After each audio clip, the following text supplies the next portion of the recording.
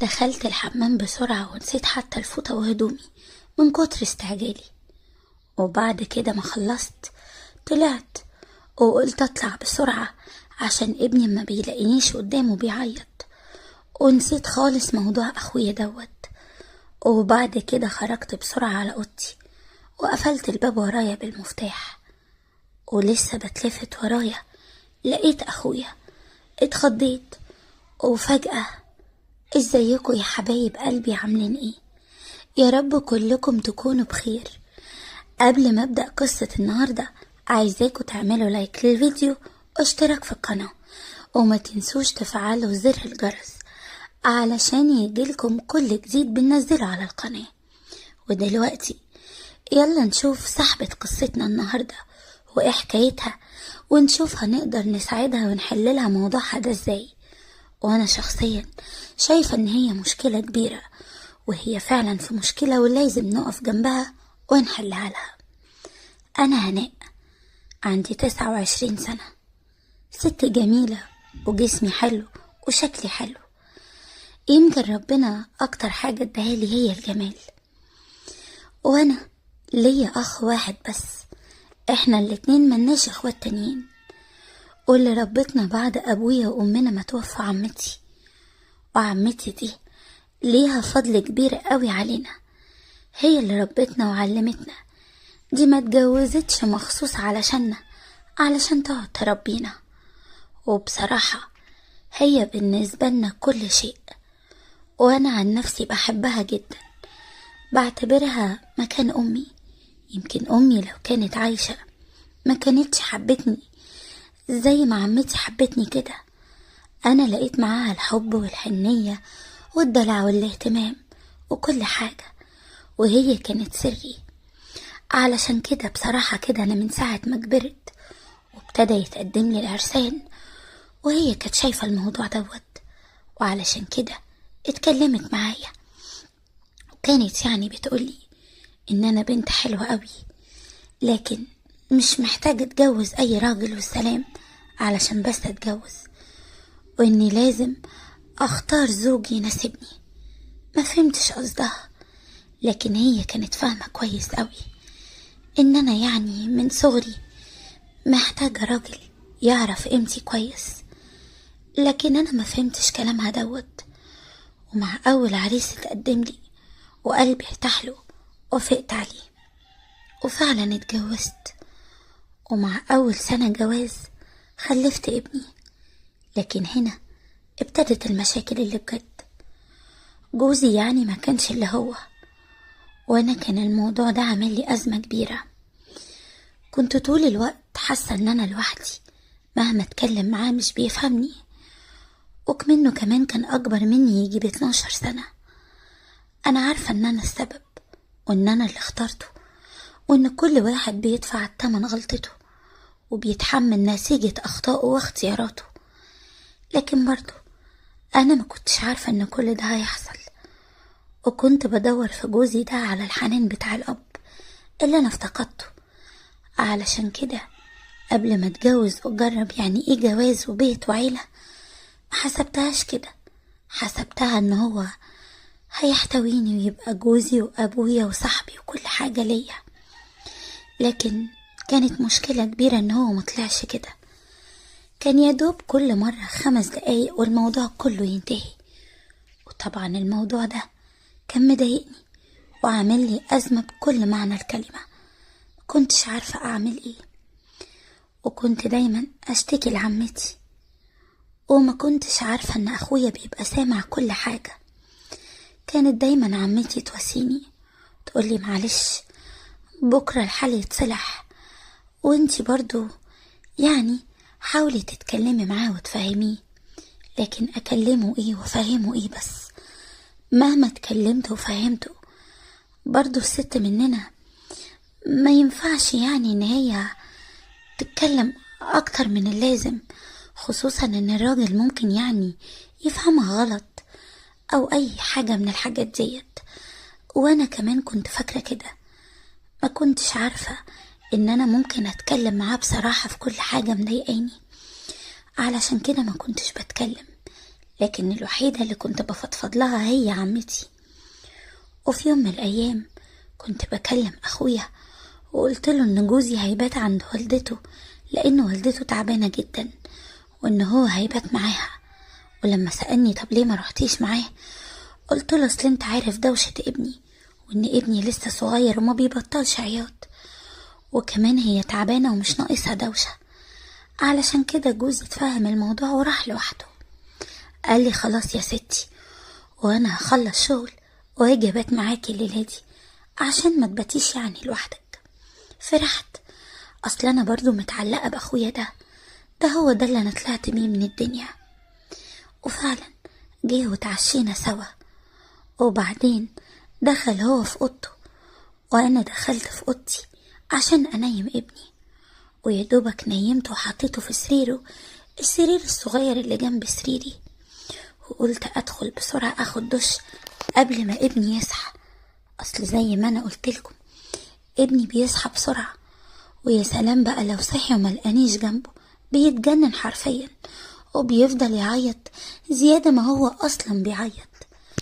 علشان كده من استعجالي دخلت الحمام بسرعة وما خدتش اي حاجة معايا ولا هدومي ولا حتى الفوطة، وبعدين خرجت بسرعة كده زي ما انا ودخلت الأوضة بسرعة وقفلت الباب. وما كنتش عارفة ان وانا في الحمام ابني صحي، وعلشان كده اخويا دخل الأوضة عشان يحاول ينيمه.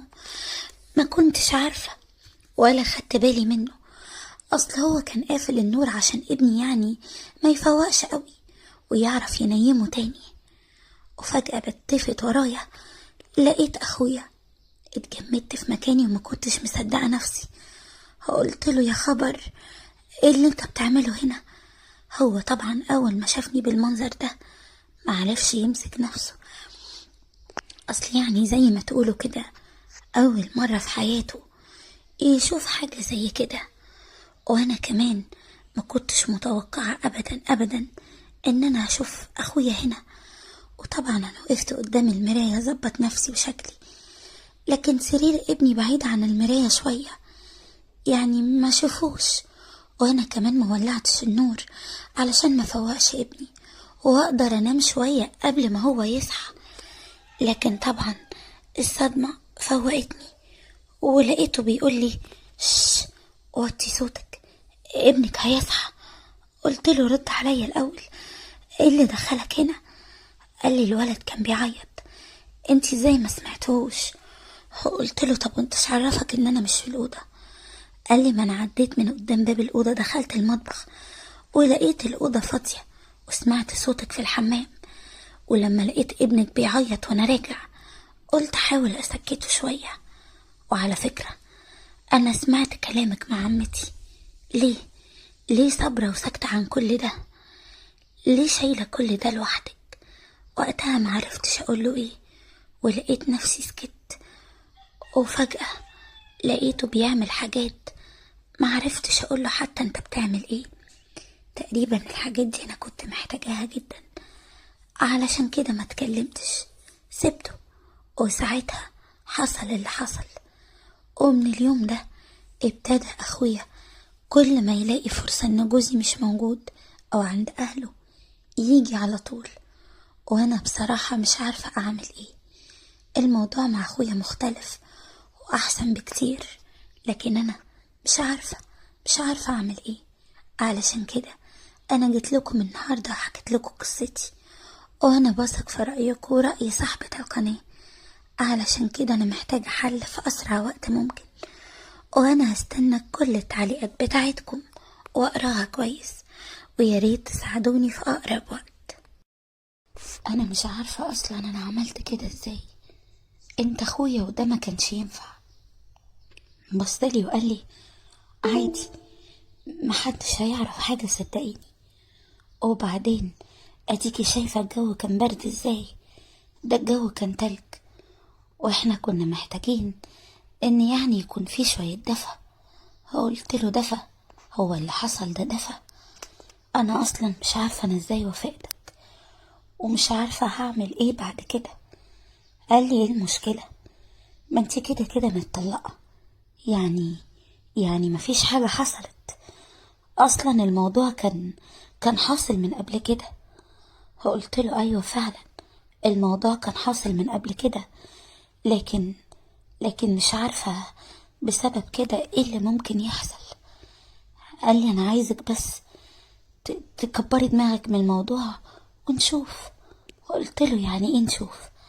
قال لي انا شايف ان انتي كنتي محتاجة لده جدا، وده كان باين قوي، خصوصا انك بقالك فترة متطلقة وجيتي عشتي معانا هنا، فما فيهاش حاجة ابدا لما الموضوع يتكرر اكتر من مرة. سبته وقمت رحت اوضة تانية، اصل بعد اللي عمله ما كنتش عارفة اكمل في نفس المكان، خصوصا ان انا يعني معرفش اصلا انا وافقته ازاي. انتوا مش فاهمين، لكن انا هقول لكم كل اللي حصل. لكن في الاول عايزاكم تعملوا لايك للفيديو، اشتراك في القناة لو لسه ما اشتركتش، وتنزلوا بسرعة تفعلوا زر الجرس علشان يجيلكم تنبيه واشعار بكل الحاجات الجديدة والحصرية اللي بتنزل عندي على القناة. انا سحر، عندي 30 سنة، بنت جميلة، لكن مش جميلة قوي، يعني متوسطة الجمال. واللي كان بيفرق معايا وبيخلي عرسان كتير قوي تتقدم لي هو ان جسمي شكله حلو جدا. اي راجل كان بيشوفني بيتهبل وبيتجنن، علشان كده كانوا عرساني كتير. ومن كتر ما العرسان كانت كتير ما كنتش بقبل اي حد. وعلى فكرة انا اتخطبت كذا مرة وسبتهم، لانهم في الخطوبة بيطلبوا مني طلبات ما ينفعش ابدا ان انا اعملها. علشان كده قررت ان انا خلاص مش هينفع ان انا اعمل حاجة زي كده. لازم يوم ما اجي اتخطب لواحد انا اكون متأكدة ان انا هكمل معاه. وفعلا اتقدم لي عريس مناسب جدا، ومش هنكر انا اعجبت بيه من اول نظرة، وقلت لنفسي هو ده اللي هكمل معاه بقية حياتي. خلاص، انا هعوز ايه اكتر من كده؟ شاب بيحبني وبيحترمني. وبصراحة احنا من ساعة ما اتخطبنا عمره ما اتكلم معايا في اي حاجة، بالعكس ده انا حاولت ان انا اختبره اكتر من مرة، وكل مرة يقولي بكرة يبقى لينا بيت ونعمل كل اللي احنا عايزينه. وفعلا مرت الايام وابتدوا اهلي يجهزوني، وكمان خطيبي كان بيجهز الشقة، وفي وقت قصير جدا خلصنا كل حاجة وحددنا ميعاد الفرح واتجوزنا. ويعني روحنا على شقتنا وزينا زي اي عرسان جداد. كان في كلام حلو ولعب وهزار لحد ما حصل اللي بيحصل في ليلة زي دي. مش هنكر الموضوع كان على قده خالص، ما كانش فيه اي حاجة حسيتها يعني مهمة او يعني تخليني اقول ان جوزي ده ما فيش زيه، لا. ولما سألته ليه يعني ما كملناش الموضوع، يا دوبك بس حصلت اول حاجة وخلاص. قال لي ده اول حاجة اهلك هيجوا يسألوا عليها تاني يوم في الصباحية، دي المهم. لكن احنا يعني مجهدين من الفرح والرقص في الفرح، فالمفروض ان احنا نرتاح يومين 3 كده لحد ما نحس ان احنا فعلا خلاص قادرين نعمل الموضوع ده. سمعت كلامه وقلت اكيد ده عاقل، ويعني عايز يحسسني ان هو بيحبني وخايف عليا. كنت فرحانة قوي بيه، كنت بقول ياه في قلبه رحمة وهيحس بيا، واليوم اللي هحس فيه ان انا تعبانة او حتى لما ربنا يكرمني وابقى حامل مش هيخليني اعمل اي مجهود في اي حاجة.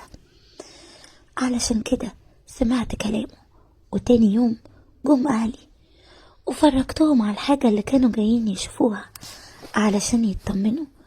الحاجة دي اكيد انتوا فاهمين قصدي فيها، لاني مش هينفع اقول اكتر من كده. وفعلا فضلت كده، وبعد ما اهلي مشيوا قررت ان انا يعني اخش اهزر معاه واتكلم معاه، خصوصا اني حسيت ان انا مرتاحة جدا، وان خلاص مفيش داعي ان احنا نستنى اكتر من كده. لكن ابتدى يتهرب مني، وكل ما اجي افتحه في الموضوع ده يتهرب. ما كنتش عارفة اعمل ايه. فضلنا على الحال ده اسبوع ولا يمكن 10 ايام، واخر ما زهقت رحت له وقلت له لا بقى، انت لازم تقولي في ايه. قال لي في ايه بس، انتي مستعجلة قوي كده ليه؟ قلت له مستعجلة؟ يعني ايه مستعجلة؟ احنا بقالنا قد ايه متجوزين؟ احنا داخلين على اسبوعين اهو متجوزين، وانت كل يوم تقولي بكرة اما نريح من الفرح. فرح ايه؟ هو انت القاعة كنت بنيها ولا ايه؟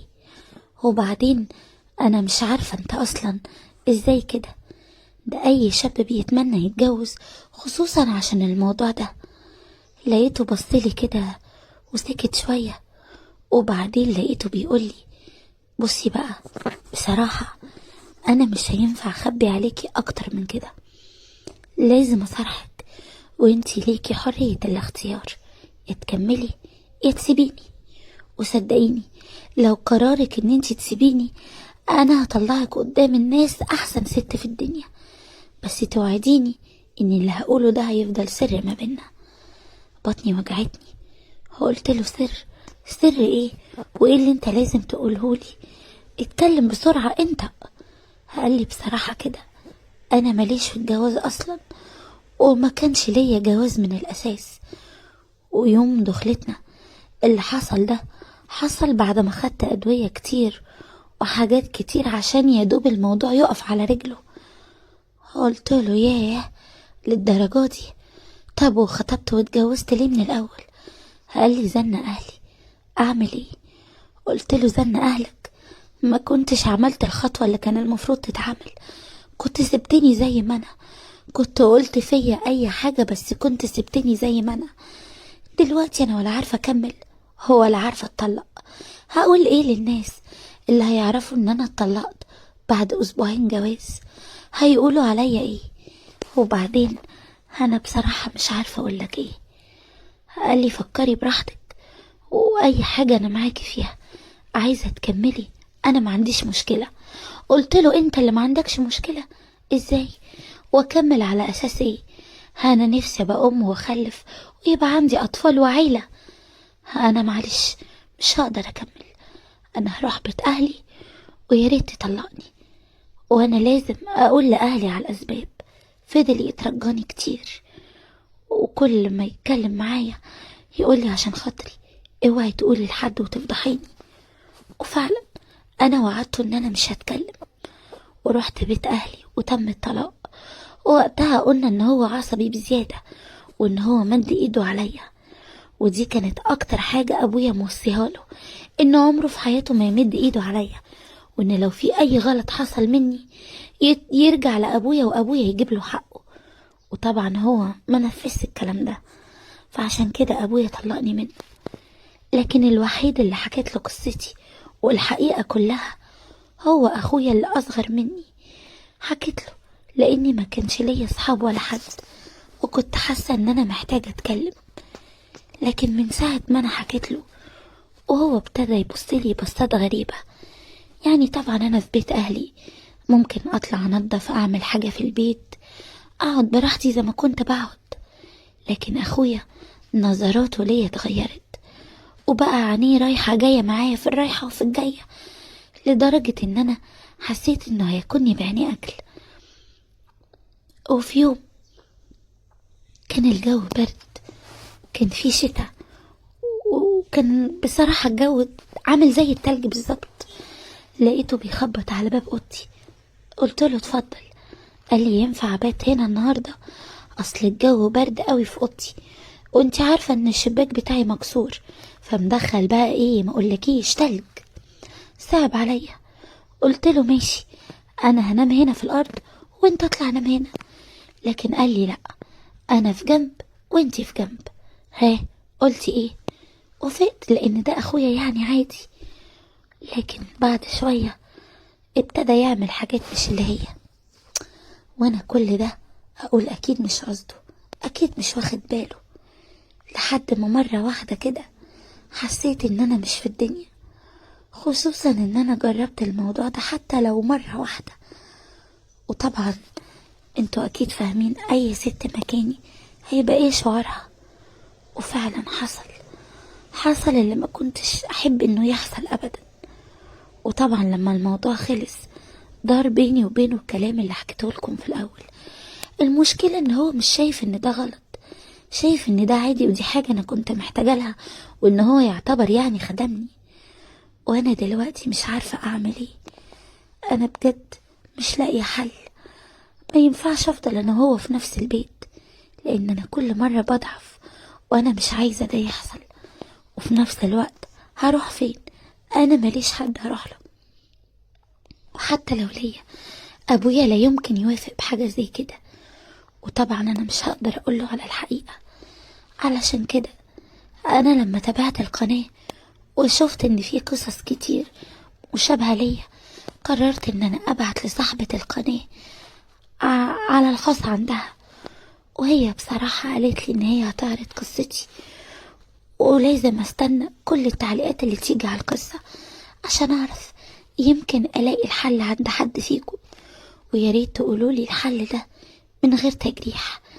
انا بجد ماليش اي ذنب في اللي حصل، وكل اللي حصل ده ما كانش بايدي. انا كان ممكن اصرخ ولا اعمل اي حاجة، لكن صدقوني ساعتها كان اي كلمة هتتقال هيصدقوه، لانه كان عارف الحقيقة، حقيقة اللي طلقني. وقال لي لو اتكلمتي انا كمان هتكلم.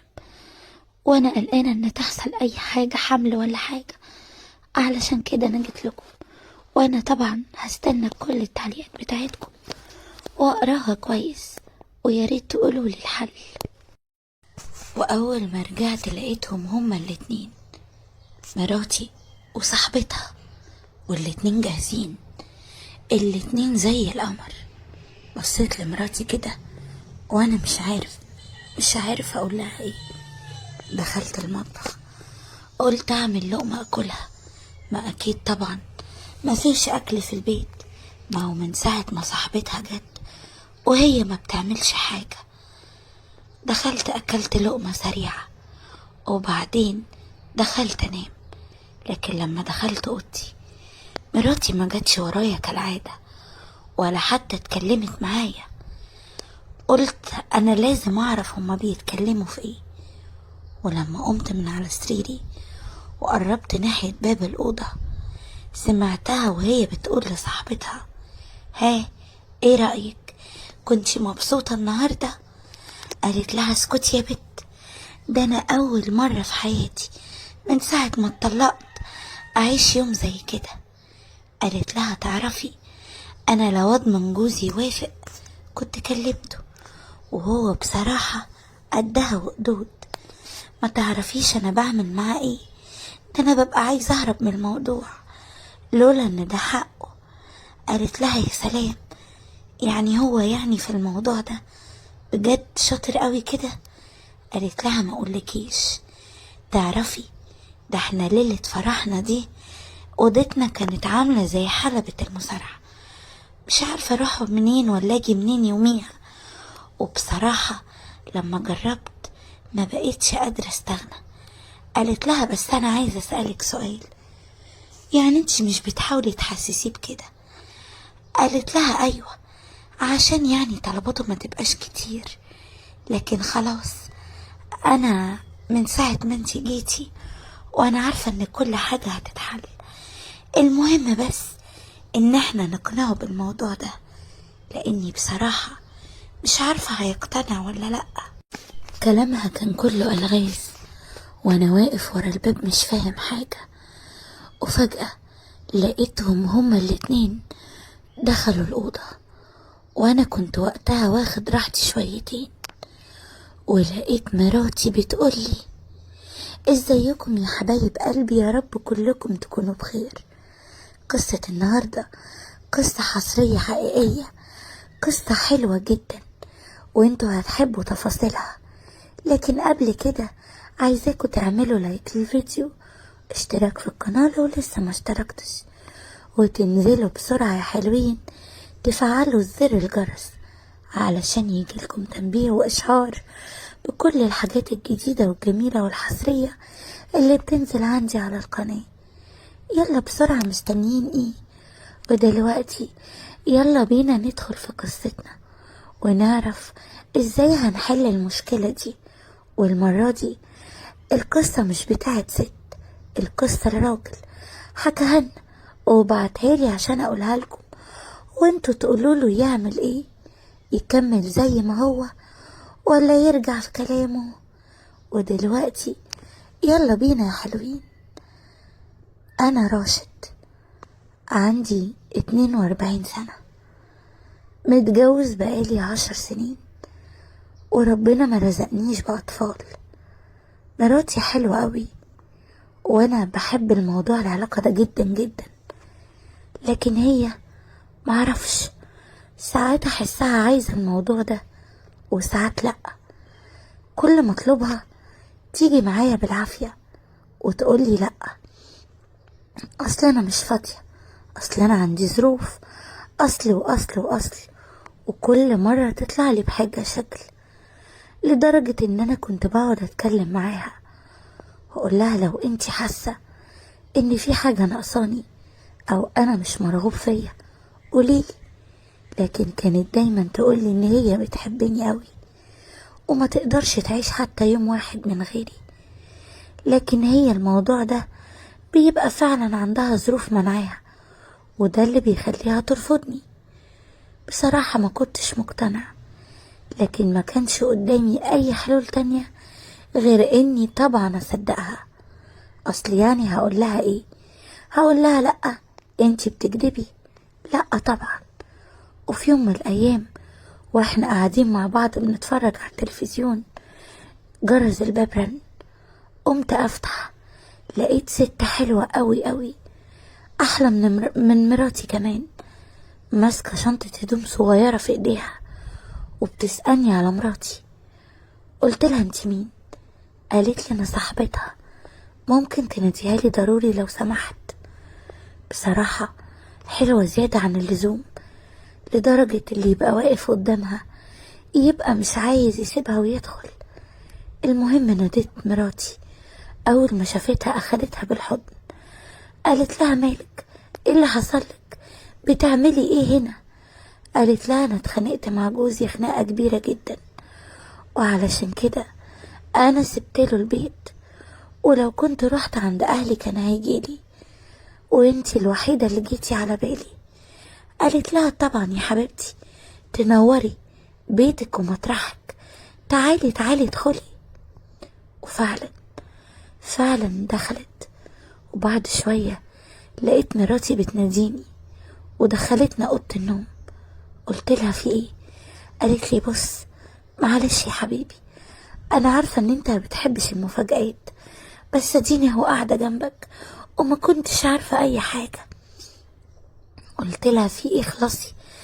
قالت لي صاحبتي اللي بره دي مشكله كبيره قوي بينها وبين جوزها، وشكلها كده هتتطلق، علشان كده طالبه يعني ان هي تقعد عندي كام يوم لحد ما ترتب امورها وتشوف هتعمل ايه. طبعا وافقت، كنت عايزة ابين لصاحبتها ان انا راجل شهم وافهم في الاصول. ووافقت وفعلا قعدت معانا، وبعد كام يوم رجعت من الشغل لقيت صاحبتها منهارة من العياط. سألت مراتي في ايه؟ صاحبتك بتعيط ليه؟ وسألتها لان احنا كنا خدنا على بعض في الكلام شوية صغيرين. لقيتها بتقولي ان جوزها طلقها. قلت لها طب ما انتي كنتي عارفة ان ده هيحصل؟ قالت لي لا، انا ما كنتش عارفة ان ده ممكن يحصل بالسرعة دي، معقولة يطلقني كده ويستغنى عني؟ قلت لها طب انتي عايزة ايه؟ انا مش فاهم. قالت لي مش عارفة، صدقني بجد مش عارفة، وقعدت تعيط. وانا بصراحة معرفتش اعمل ايه، قلت لمراتي واسيها وخليكي معاها على طول. فعلا مراتي سمعت الكلام وفضلت معاها وقعدوا يتكلموا. وبعد كده ابتدت ان مراتي يعني يفتحوا كلام في المواضيع بتاعت الستات، لان مراتي جت حكت لي. مراتي وقتها قالت لها انتي زعلانة قوي عليه كده ليه؟ مش انتي كنت عايزة تتطلقي؟ قالت لها بصراحة لأ، اتطلق ايه؟ وبعدين يعني انا ست، ما ينفعش تقعد ابدا من غير راجل. قالت لها ازاي يعني؟ مش فاهمة تقصدي ايه؟ قالت لها انا ست طلباتي كتير، والموضوع ده بالنسبة لي مهم زي الهوا، زي الاكل والشرب، ما اقدرش استغنى عنه. قالت لها انتي كده بقى طلعتي نسخة من اللي عندي. قالت لها ازاي يعني؟ قالت لها ده جوزي في الموضوع ده ما يتوصاش، بيحبه زي عينيه بالظبط، ما يقدرش يعيش من غيره. طب تعرفي في الكام يوم اللي انت جيتيهم دي اتخانقنا كام مرة؟ قلت لها بسببي؟ قالت لي لا طبعا بسبب الموضوع ده، هو عايز وانا طبعا ما ينفعش اعمل كده وانتي موجودة. قلت لها كلام ايه اللي انتي بتقوليه ده؟ لا طبعا عيشي حياتك عادي، وانا يعني هحاول ان انا ما اسمعش، اصل انا مجنونة، ممكن لو سمعت الحاجات دي اعصابي ما تتحملش وتلاقيني في وسطيكوا. وقعدوا يضحكوا. وقتها انا قلت لها شايفة الستات؟ قالت لي ايه رأيك؟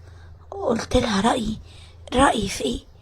قالت لي بصراحة كده انا يعني صاحبتي نفسي اجوزها لك، وعلشان كده قلت اهو تجرب وتشوف بنفسك.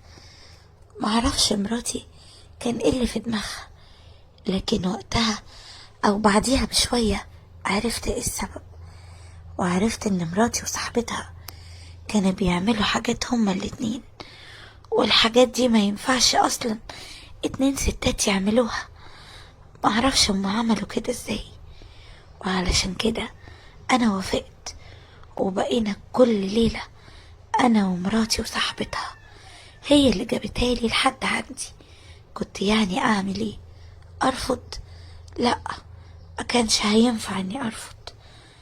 علشان كده انا جيت النهاردة وانا بحكي مشكلتي، اللي مش عارف هي مشكلة ولا مش مشكلة. المهم ان انا بصراحة مش عارف اخرتها ايه.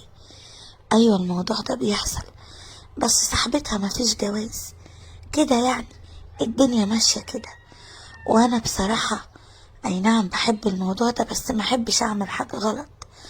علشان كده لما لقيت ان صاحبة القناة يعني ناس بتبعت لها مشاكلها كتير، بعت مشكلتي، قلت يمكن تحلها لي وتقولي على طريقة اقنع بيها صاحبتها ان احنا نتجوز. اصل هي بتقولي انا اعمل اي حاجة، انما جواز تاني لا. انا ما صدقت، بعدت عن جوزي. اي نعم ما كنتش عايزة اتطلق، لكن برضو كنت مش مرتاحة معاه، وديني اهو اتطلقت. ارجع تاني بقى عشان واحد يقولي رايحة فين وجاية منين وبتعملي ايه، ويفضل يتحكم فيا؟ فانا بقى محتاج منكم حل، اقفوا معايا ربنا يخليكم، وانا هشوف كل التعليقات بتاعتكم واقراها كويس. انت بتعمل ايه؟ انا طلبت منك تصلح لي السرير، إيه اللي انت بتعمله ده؟ قال لي ما انت اللي حلوة قوي. وواقفة قدامي كده، واحد غيري كان عمل اكتر من كده بكتير، بس انتي بصراحة حلوة زيادة عن اللزوم. وقتها ما كنتش عارفة اتصرف ازاي، لكن كنت مبسوطة، علشان كده وافقت وسكت وسبته يكمل خالص كل اللي هو بيعمله وعايزه. اصل واحدة غيري هتعمل ايه؟ انا عارفة اني غلطت، لكن النجار هو اللي خلاني اعمل كده. عمايله جننتني وخلتني بصراحة مش عارفة اعمل ايه. علشان كده سبته، والموضوع فضل يزيد شوية بشوية. وبعدين لما دخل الأوضة وهو بيصلح السرير لقاني. ازيكم يا حبايب قلبي، يا رب كلكم تكونوا بخير. قصة النهاردة قصة حلوة جدا وهتعجبكم، لكن قبل ما تسمعوا القصة للنهاية عايزاكم تعملوا لايك للفيديو واشتراك في القناة لو لسه ما اشتركتش، وتنزلوا بسرعة تفعلوا يا حلوين زر الجرس علشان يجيلكم تنبيه وإشعار بكل الحاجات الجديدة والجميلة والحصرية اللي بتنزل عندي على القناة. ودلوقتي يلا بينا بسرعة ندخل ونشوف باقي القصة، ونشوف هنقدر نلاقي لها حل ازاي، لان بصراحة القصة دي مش عارفة هلاقي لها حل ازاي. وصاحبة القصة بتثق فينا وفي رأينا، وعلشان كده جاية تحكي لنا مشكلتها وعايزة حل في أسرع وقت ممكن. أنا صفاء، عندي 24 سنة، بنت جميلة جدا جدا، من أسرة بسيطة على قد حالها. طول عمرنا في حالنا، ملناش علاقة بحد ولا حد ليه دعوة بينا. أنا وحيدة أبويا وأمي، معنديش أخوات. والمشكلة بقى إن أنا حلوة زيادة عن اللزوم. أيوة، زي ما سمعتوا، أنا حلوة زيادة عن اللزوم، وهي دي المشكلة. كان بيتقدم لي عرسان كتير، لكن أنا بصراحة كده كان نفسي أتجوز واحد يعرف قيمتي ويعيشني كويس، خصوصا إن احنا على قد حالنا قوي. وعلشان كده أنا كنت عايزة حد، يعني تقدروا تقولوا كده، يعني يعيشني عيشة أحسن وفي مستوى أحسن. علشان كده أي حد كان بيتقدم لي أنا كنت برفض، خصوصا لما أعرف إن هو حالته زينا بالظبط. وفي كتير قوي هيقولوا لي انت غلطانة، كنت خدتي اللي زيك وما كانش كل ده حصل، وزمانك كنت عشتي كل لحظة انت نفسك كنت تعيشيها. معاكم حق طبعا، لكن صدقوني الفقر وحش. انا زي ما قلت لكم، احنا كنا من عيلة على قد حالها قوي. الحاجة الوحيدة اللي كانت ممكن تخلي عريس مبسوط يجيلي هو جمالي، لاني كنت حلوة زيادة عن اللزوم. وكنت بقول لنفسي ان اكيد كل شيء هيتغير لما يعني يجيلي عريس مناسب وكده يعني. وفضل الحال على كده. فضلت انا اقول لنفسي بكرة يجيلك عريس كويس، بكرة يجيلك عريس احسن، وكل ما يجيلي عريس يترفض. انا كنت خلصت خلاص الجامعة، وفي الوقت ده ابويا تعب جدا، ما كنتش عارفة اعمل ايه. حتى عفش البيت بعته، ورحت اشتريت سرير مكسر انام عليه انا ووالدتي، بدل يعني العفش اللي كان عندنا، لاني بعت كل حاجة. وكنت كل شوية اصلح في السرير دوت. وفضل الحال على كده لحد ما ابويا حالته ساءت جدا، وبعدين اتحجز في المستشفى، ومفيش اسبوع وابويا مات. عشت انا في البيت انا وامي لوحدنا، وامي كانت بتنزل تشتغل عشان تصرف على البيت، لان انا عمر اهلي ما شغلوني. في الوقت ده السرير كان كل شوية يقع ويتكسر، وانا افضل اصلح فيه. وبعدين في يوم امي قالت لي اروح للنجار اجيبه يعني يصلح السرير عقبال ما هي ترجع من الشغل، لان خلاص انا كل مرة اصلح فيه ومفيش حاجة ابدا بتتصلح، يرجع يتكسر تاني. في الوقت ده بصراحة ما كنتش عارفة اعمل ايه في السرير اللي كل شوية يتكسر. لحد ما فعلا نزلت سألت عن النجار اللي في الشارع والناس دلوني عليه. رحت له الورشة، لقيته شاب طول بعرض. بصراحة اول ما شفته دخل قلبي، لكن في نفس الوقت ما كنتش يعني عارفة ان انا زي ما تقولوا كده، ما كنتش عارفة اقوله يعني ان انا على قد حالي. ما اعرفش ليه اتكسفت منه، حسيت ان انا زي ما يكون حبيته او كده، مش عارفة ليه. المهم ان انا فضلت واقفة كده مش عارفة كام دقيقة، وبعدين سألني انا محتاجة ايه. قلت له بصراحة كده انا عندي سرير كل شوية يتفك ويتكسر وانا عايزاك تصلحهولي. قال لي بس كده وماله، هاتيهولي وانا اعملهولك. قلت له لا، ما انا محدش عندي في البيت، مين هيجيبهولك؟ انت تيجي معايا بعدتك وتصلحه. بعد شوية كده بصلي وقال لي اجي معاكي واصلحه. قلت له ايوه، البيت مش بعيد، البيت قريب قوي. وفعلا جه معايا على البيت بالعدة بتاعته، وجه عندي البيت، وبعد ما جه لقى كده الشقة ما فيهاش اي عفش. فقال لي ازاي انتوا قاعدين كده؟ قلت له معلش، ظروف. قال لي بس حضرتك ما شاء الله جميلة قوي قوي. ايه الكلام اللي انت بتقوله ده؟ قال لي خلاص ما تزعليش، فين السرير اللي عايزة تصلحيه؟ قلت له جوه في الأوضة دي. قال لي طب اتفضلي وريني الطريق. رحت. ما كنتش عارفة ان ممكن حاجة زي كده تحصل، ما كنتش اصلا عاملة حساب ان ممكن حاجة زي كده ممكن تحصل. دخلت الأوضة، وقفت قدامه وهو بيصلح السرير. بعد شوية خلص التصليح اللي هو بيعمله. بصراحة النجار ده كان شاطر قوي، رجع السرير كأنه لسه جديد، كأني لسه شارياه. وبعد ما خلص قال لي تحبي تجربيه بنفسك؟ قلت له ماله، ما فيهاش مشكلة. وفعلا جيت عشان اجرب السرير.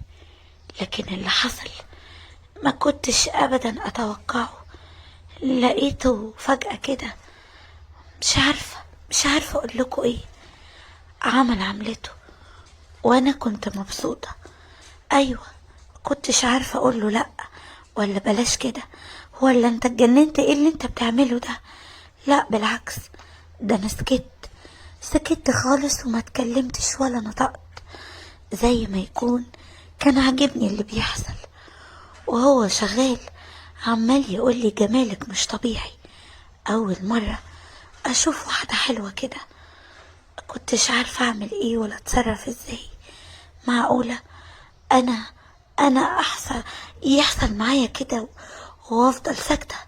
طب ازاي؟ ما هو يعني بنت زيي كانت مستنية العريس المناسب، والعريس ده ما جاش، كانت يعني هتعمل ايه؟ كنت هفضل حاطة ايدي على خدي؟ اهو ده اللي حصل. عارفة اني غلطت ومحدش يقولي انتي غلطانة، لاني عارفة اني غلطت. لكن اصل انتوا ما تعرفوش النجار عمل ايه. ده خلاني صوتي يجيب اخر الشارع. وطبعا بعد الموضوع ده ما حصل اصبحت انا مش بنت، والموضوع كله اتغير. بعد ما كنت انا بتشرط على عرسان، ما بقاش ينفع اطلب اي حاجة من اي حد. ايوه، ما بقاش ينفع حتى اتكلم. ما هي دي اخرة اللي تعمل كده. انا عارفة اني غلطت، لكن انا جيت لكم النهاردة وانا بجد مش عارفة اعمل ايه. مشكلة كبيرة وقعت فيها، ومش عارفة حتى هتصرف ازاي. يا ترى انتوا لو مكاني كنتوا هتعملوا ايه؟ اكيد ما كنتوش هتسيبوا الموضوع يخلص كده، مش كده ولا كلامي غلط؟ اكيد انتوا في اسرع وقت هتلاقولي حل، وانا واثقة ومتأكدة من كده. وانا طبعا هستنى كل رأيكم، وهستنى كل التعليقات بتاعتكم واقراها كويس، ويا ريت تردوا عليا في اسرع وقت ممكن ومن غير تجريح، لاني فعلا مش عارفة انا ازاي عملت كده. وفي الاخر انا اللي خسرت نفسي، وضيعت اهم حاجة عند كل بنت. علشان كده انا مش عايزاكم تقولولي كلام يضايقني.